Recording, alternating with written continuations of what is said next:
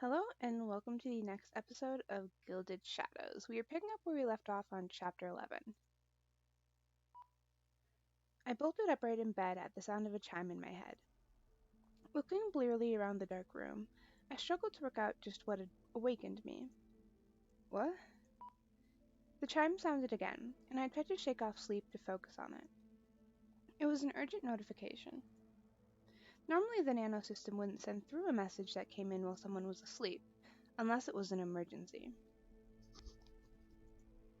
I pulled it up, squinting at the message in my field of vision, still trying to wake up. Reading the message did it, though. Seconds later, I was flying out of bed and stumbling to the wardrobe to pull out my uniform. Text to audio. I snapped the words as I tried to focus on getting dressed. The message dissolved as a robotic voice relayed it to me instead. Earlier this morning, a series of explosions rocked Bracel. Explosive devices across the city detonated at roughly the same time, causing mass panic and casualties. As of now, there are 10 known explosions of varying magnitudes. My god. Based on anonymous messages sent to city governance and the Endgame Council, it is believed the explosions were planned in protest of Endgame's involvement in the Seattle conflict. Since 500, riots have spread across the city as protesters gathered to speak out against Endgame. I don't know why I read that as 500, I think that should have been 5 a.m. And counter-protests began to march against them. Small pockets of violence have broken out, and the local safety department has requested assistance to suppress the rioters and rescue civilians injured by explosions or trapped in damaged buildings. The following agents are being called to active participation in rescue efforts: Queensguard, Morgan Leone, Vanessa Scott, Ariel Vaughn, Caleb Zhang; CU-A1, Kamal Assad, Brendan Wallace, Dana Cruz, Antoine Bissett; CU-A3, Daniel Garcia, Lorena Scalia, Lee Chen, Michael. Stop audio. I set a hand against the side of the wardrobe and let out a long breath as I tried to take that all in. Explosions in Bracel? Riots and protests? Oh man, this was big. I had never expected the Citadel conflict to affect things on the surface this badly. Not in my wildest nightmares. How could they sacrifice innocent lives because they were angry at Endgame? Especially over legitimate investigation. And if this was all because of Endgame's involvement in the Citadel conflict, I could only imagine any suppression efforts by us were going to go over very well. This is happening. I'm really being sent out there. I tried to take slow breaths.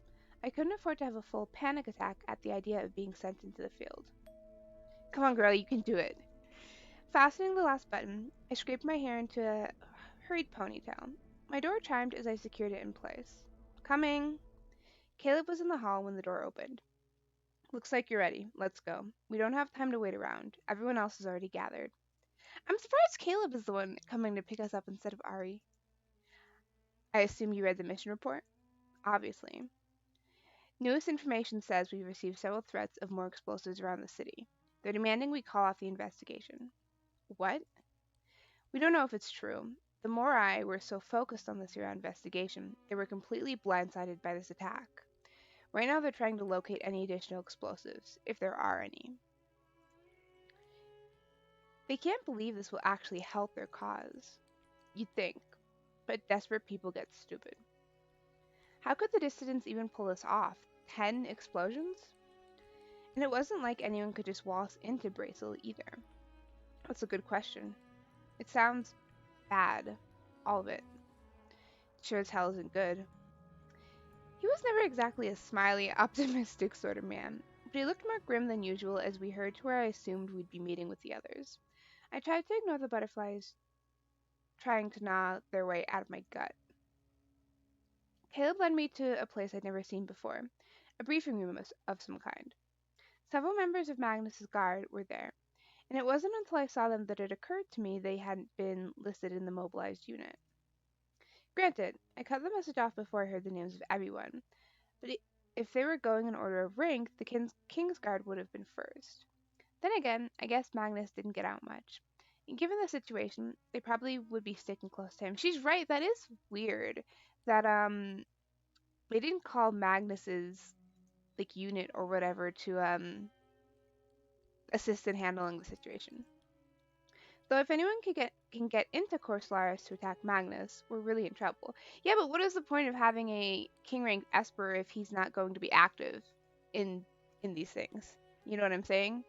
Um, because that's supposedly the whole advantage of having a king ranked Esper, right? Is that they have all these abilities that they can utilize in situations like this. Fawn was also there. She was standing on the far side of the room, looking more shaken than I'd ever seen her. Only part of her face was visible, but she seemed scared.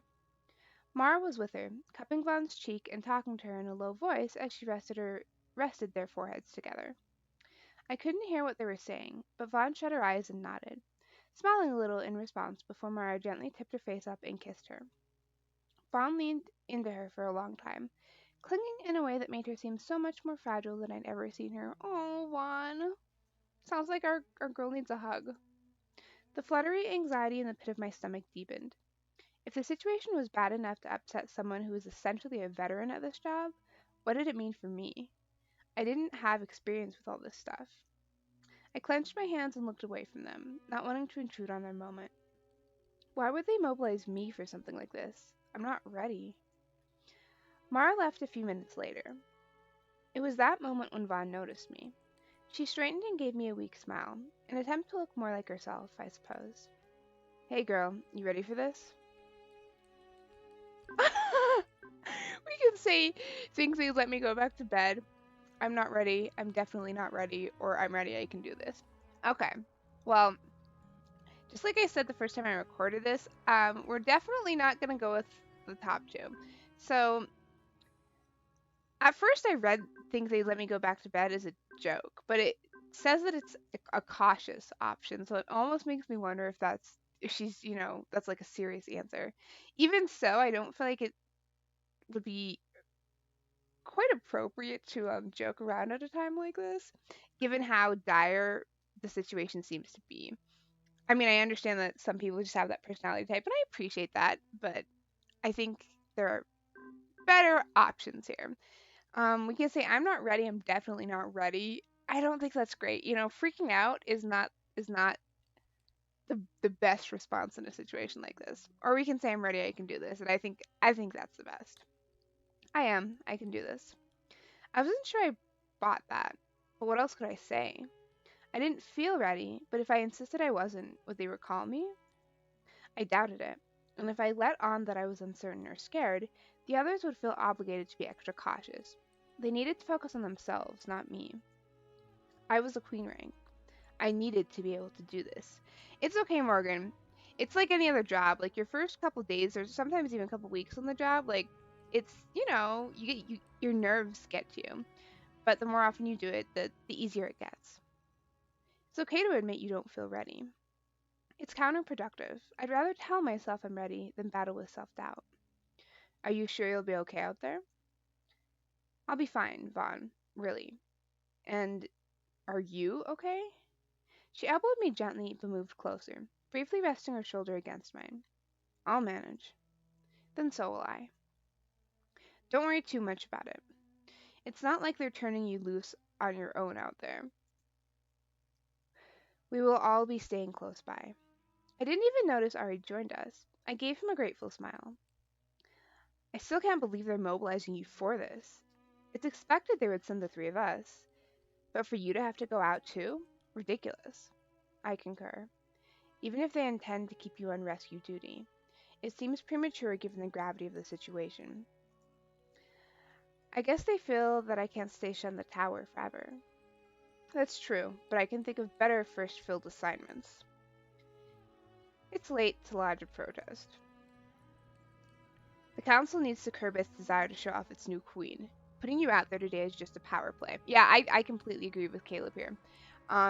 We have all these riots going on, so they probably feel like a display of power would deter anyone who, you know, is maybe on the fence about participating in these things. But it's not the right move because, Morgan still really doesn't know what she's doing. So,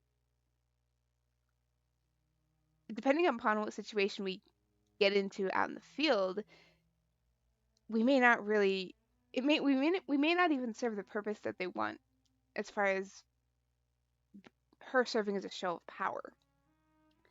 We're all in trouble if Endgame is relying on me as a show of power. No arguments there. Thank you, Caleb. Thank you. Thank you so much for that. Somehow, it was irritating for him to agree with me, even if it was the truth. Look, what's done is done. She hugged me tightly, and I realized she was still shaking.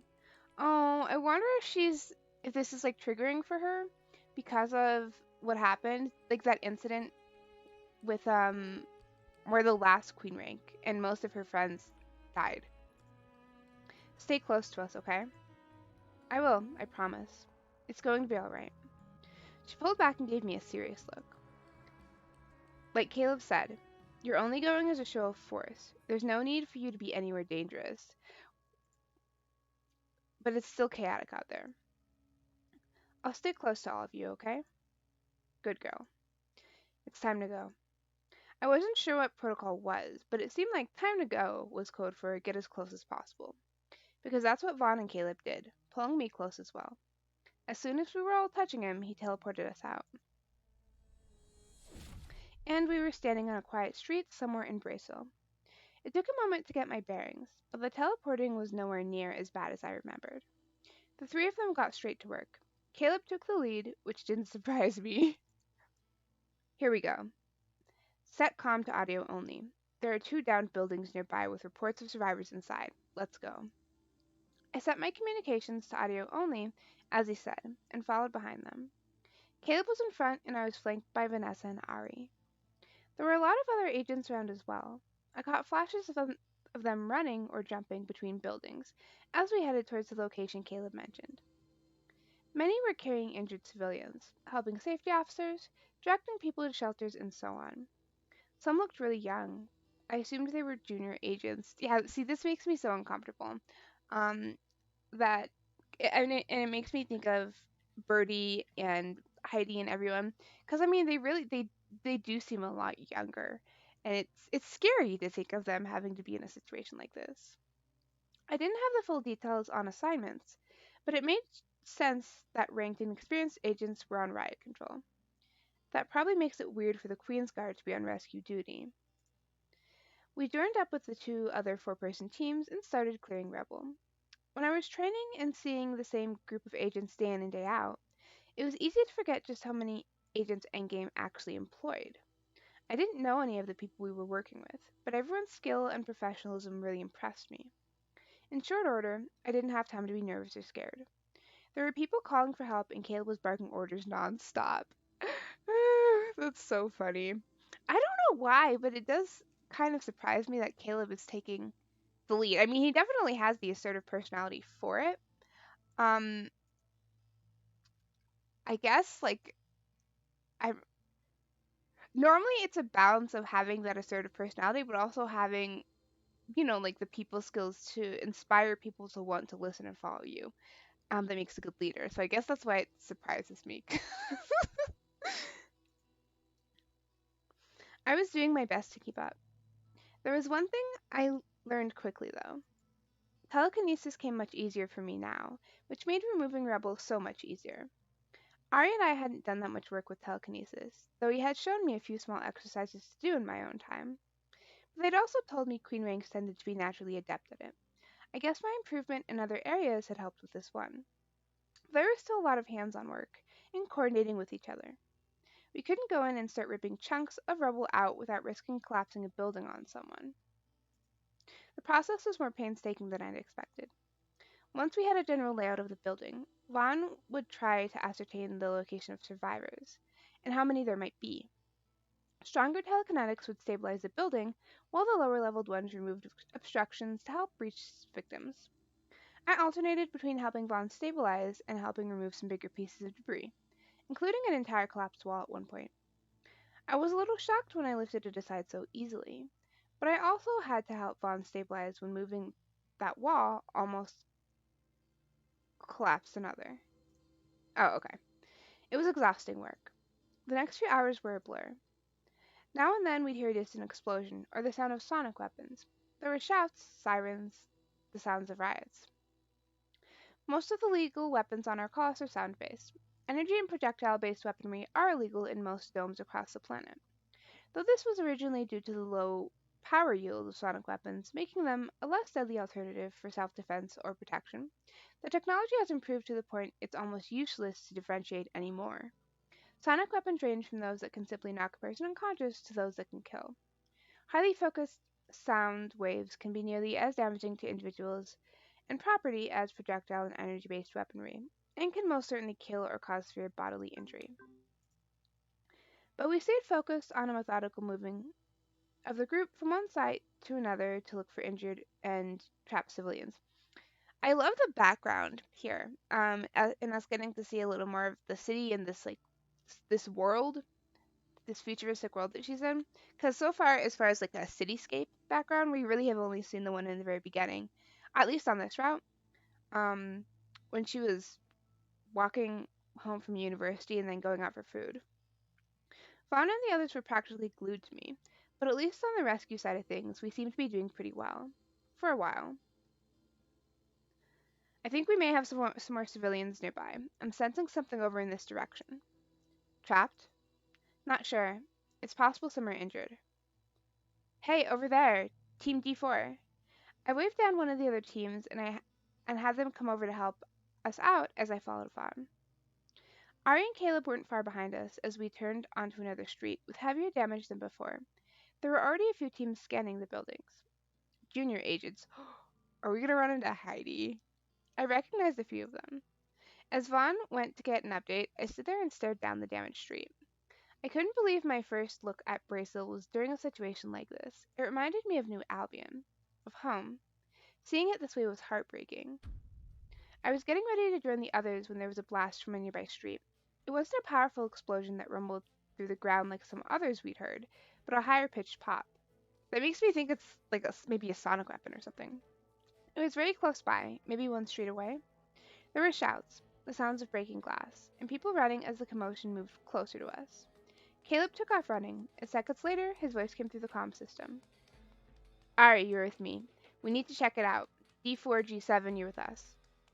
Ari was standing fairly close to me still. He shot me a worried look, and for a moment, I half expected him to refuse to leave.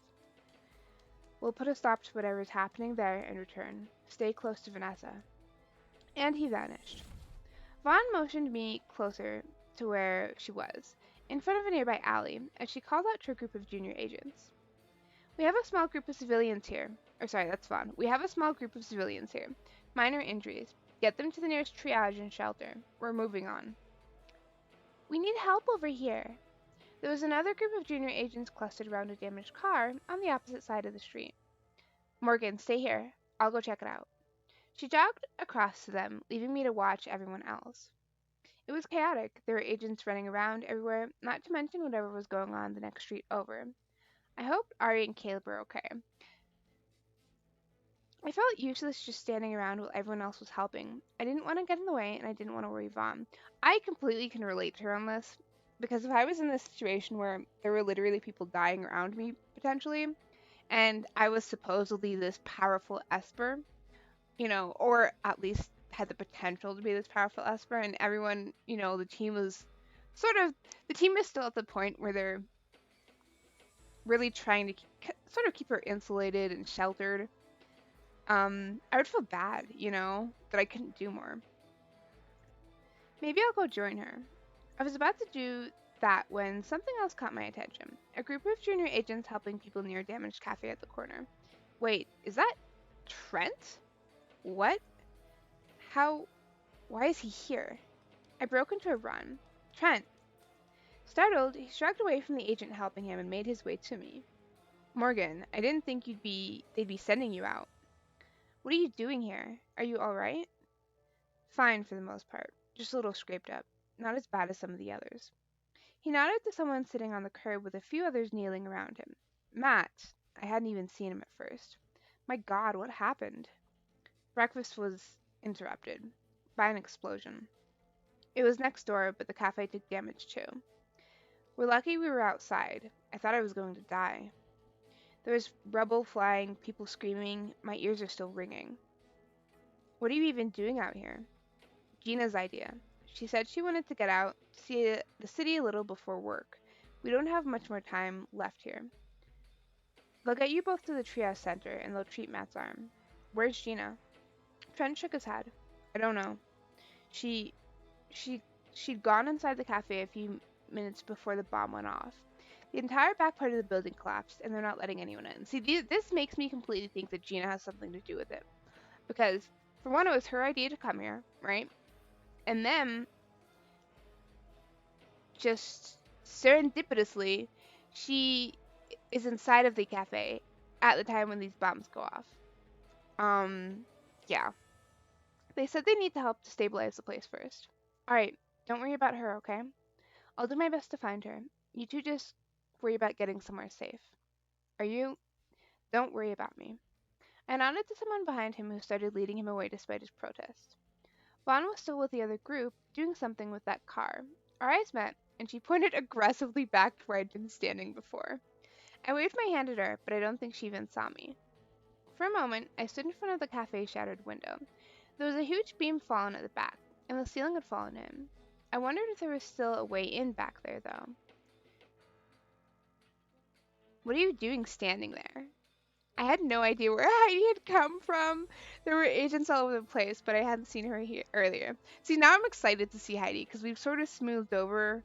I mean, they're not besties yet, but you know, they've smoothed over the tension, and I would absolutely just love to see them work together and join forces, because Morgan has a lot of potential as far as her raw power as an Esper, and Heidi is very good in terms of being a hard worker and having the experience, so I think they would make a great team. Someone said there may be a person still trapped in this building. Where's your guard? Ari and Caleb went to handle whatever was going on over there and aren't back yet. A few others said a fight broke out, and there were some looters throwing homemade explosives. Oh geez, I hope they're okay. Fantastic. As if we needed that thrown into the mix. Anyway, Vanessa's over there. She knows where I am. I was just, what, going to go in and start moving things around, hoping it didn't fall on your head? Heidi, come on. Let's just work together, please. No, I'm not stupid. And I've been doing this all morning. I know the process by now. Well, I think most of us are still waiting to find that out for sure. Heidi, please. Seriously, I wasn't going in there. Fine. If you suspect someone might be in there, let's try to lift that section of ceiling at the back. Can you stabilize the walls while I move it? Yes! They're working together! That won't be a problem. Can you lift that by yourself? Just do your part and let me worry about mine. Ugh, why did it have to be her, of all people? Come on, Morgan, no. I want you guys to work together and be best friends and be, like, you know, a badass power team. Like, you guys can do it. I ignored the snippy attitude and instead set about doing what she asked, letting my sigh wind its way around the building. I sent it into the walls to brace up the supports and hold the rest of the ceiling in place. Like adding an additional skeleton of supports, only this time made of Psy. Alright, go. Heidi grunted with effort as she attempted to move the huge chunk of ceiling that had fallen in. It budged, but only slightly. Ooh, she's wincing and everything, too. I listened and watched her struggle only a moment before I shut my eyes, exhaling a soft puff of air. Still holding the building in place, I reached out mentally and wrapped my Psy into hers, where it was laced around the debris. In my mind, I could almost feel the rough texture of stone, the steel bars, the grains of dust. My eyes flew open as I lifted, and Heidi let out a startled gasp. Please don't stop. I haven't lifted something this heavy before, not while also stabilizing. I gritted the words out, trying to keep my focus on the building itself. Right. The strain on my mind eased as she helped me lift the heavy piece of rubble out of the way. Let's push it to the right and set it... Heidi! What? She'd been focused on where to put the wall, but I'd been scanning for what I could see of the cafe for any signs of Gina. That's why I first saw it, nestled in a pile of shattered glass and dust. I'd never actually seen a bomb before, but I knew what it was right away. Heidi saw it the minute I said something. Oh shit, I think it's armed. Perhaps it was supposed to go off earlier and hadn't, or perhaps it was meant to detonate later than the one next door. Either way, this was a problem. If it had jammed or something, or anything we made... Wait, if it had jammed or something, any move we made could set it off. We need Vaughn and the others. I can't stay focused on holding this up and access the comm system. Me either. Let go. I'll hold it up. You can't do it. I can handle it. Fine. I'm going to slowly let go. Alright. Holding something heavy up with telekinesis was weird. I couldn't feel the weight in my mind, but my shoulders still dipped, exactly as if the pressure was pushing down on me. The heavier something was, the more I needed to focus on pouring my psi energy into it. Cold sweat ran down my back as Heidi released the ceiling piece and started speaking into her comm. It was everything I could do to hold everything steady without losing focus.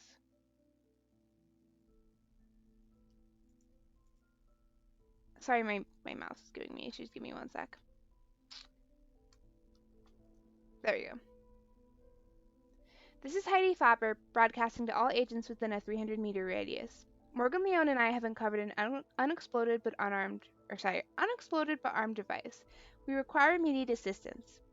Heidi, get everyone away from this building. If this thing goes off, we want as few people hurt as possible. I can't just leave. It wasn't a request. You need to retreat for now. I don't know how long I can hold this. Aw, that's so sweet. Heidi doesn't want to leave us. She wanted to argue. I could almost hear her unspoken words, but in the end, she was well trained. She stepped away, snapping for the other agents to follow. Honestly, this is the best, what else are they supposed to do? This is the best way to deal with the situation because Heidi isn't strong enough to hold this on her own, even though she's the more experienced one. Morgan is the only one between the two of them that's strong enough to hold everything up without moving anything and risking exploding his bomb. And one of them does need to clear the area. I mean, that's what they're there to do is protect people, as Ari pointed out earlier in his route. So yeah. I never viewed myself as a self-sacrificing individual, but there wasn't much else I could do. I didn't want to risk moving and setting that thing off. There was a commotion behind me. Vaughn, I knew, wasn't far off, but I was trying to focus on what I was doing. This was one thing I couldn't afford to screw up. Yeah, no kidding, Morgan. My field of vision was suddenly obscured, and, to my shock, the warmth of Ari's body and mine wrapped around me. Did he teleport us? The world wrapped around me, and I let go of the building as we vanished.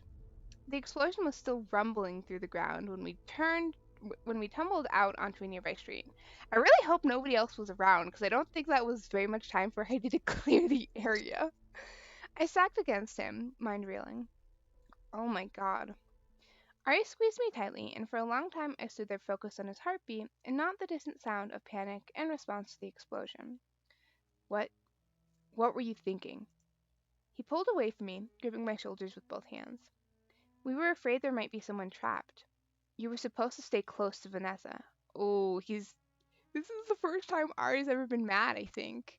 I mean, he was a little pissed at us when he walked in and we were training, like, Birdie, and what was the other girl's name?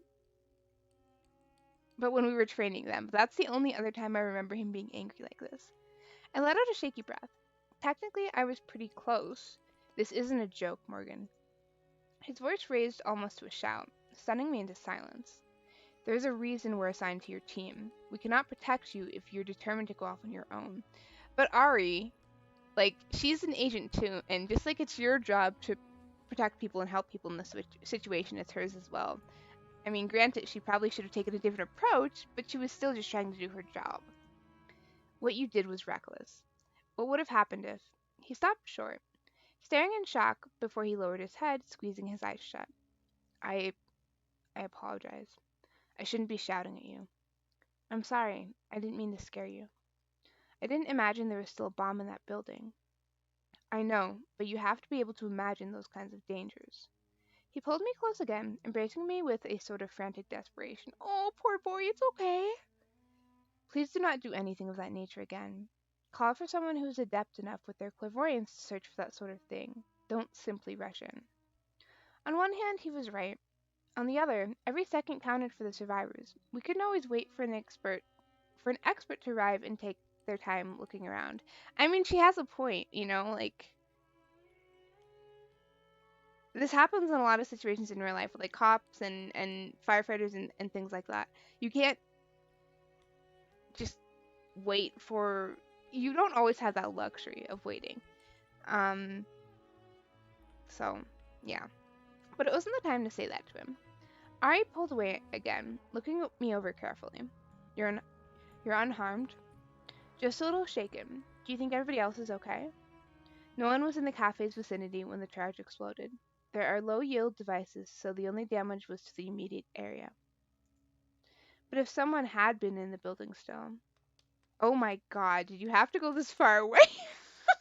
Juan. I hope you were prepared to be scolded.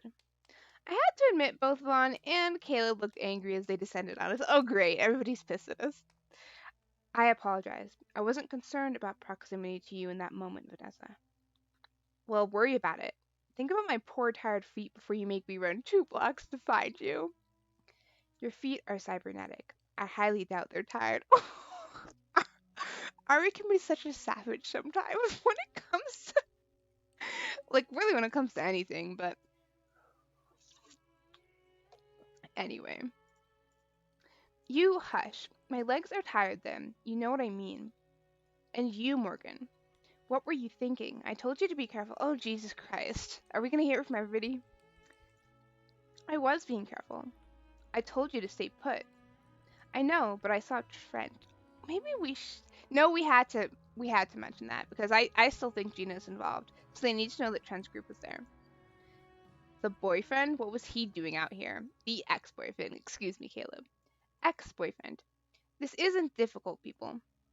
Anyway, apparently one of his colleagues suggested they do some sightseeing while they were here. I looked away, anxiety tightening my chest again. They were sitting outside the cafe when the explosion hit the building next door. It looked like Matt and Trent sustained minor injuries, but one of them, Gina, had gone inside the cafe a few minutes prior. The back of the building had collapsed and she wasn't outside. They couldn't contact her. So you were afraid she was still inside? Heidi and I were going to take a quick look to see if we could spot any survivors. Well, that wasn't a survivor you found. Yeah, no shit, Vaughn. Yeah, I noticed. I guess we should be grateful you two found it when you did. At least no one was hurt when it exploded. Thank you, Caleb. Finally someone who isn't just like you totally messed up, you know? But you almost were. I hope you realize. Nothing exploded the moment you dropped that debris, but we wouldn't have dropped it if Ari hadn't teleported us out. I'm just gonna point that out, okay? Then it's a good thing I wasn't standing there anymore at that point. You will seriously give me a heart attack. I can't hide from this job forever. I hope you all realize that. And see, that's how I feel too. Is like with some jobs, actually with a lot of jobs, the only way you can really truly learn how to do the job is by having firsthand like experience, by just doing it. You can read about something all day, but actually being in the field and doing it is completely different.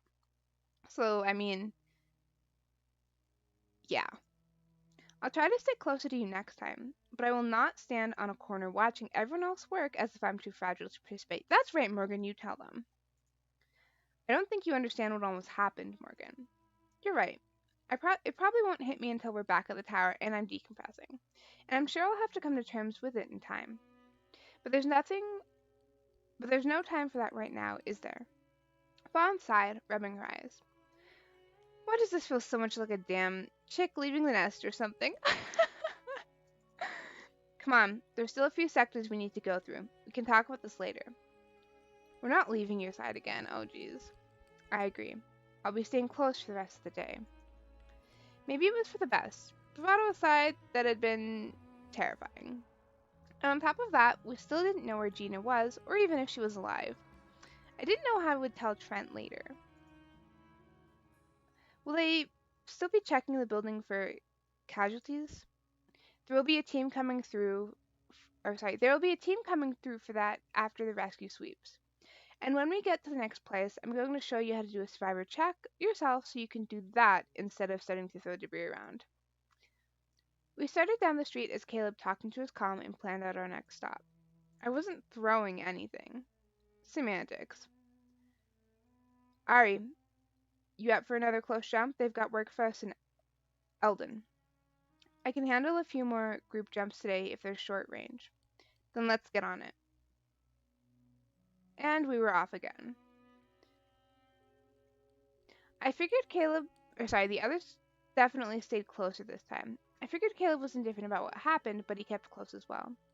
I didn't have much more time to think about any of it for the rest of the day, except in small moments when we had breaks. Watching the others as they would fall silent in those moments, as Vaughn's mask would crack a little and I'd see the tiredness on her face. She'd rub her legs and stare ahead with a dark look on her face, and I'd suddenly realize how close I'd come to dying. Then we'd be digging for buildings to find survivors again before I could fully comprehend it. Trying to get the ones that could be saved to triage, and for the ones we couldn't, we left them to other teams to dig out. It was heartbreaking and exhausting. It was hours before we got back to the tower. I was drained both mentally and physically, and was looking forward to the rest of the night.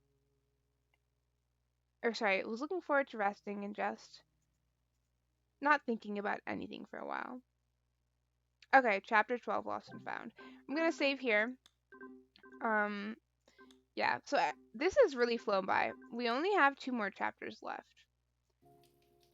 Oh, I cried in the shower. That's so sad. So it's finally hitting her, I bet. Sort of the gravity of the situation. Um, yeah. So let's check. Look at this. Look at this, guys. Our RE bar is full.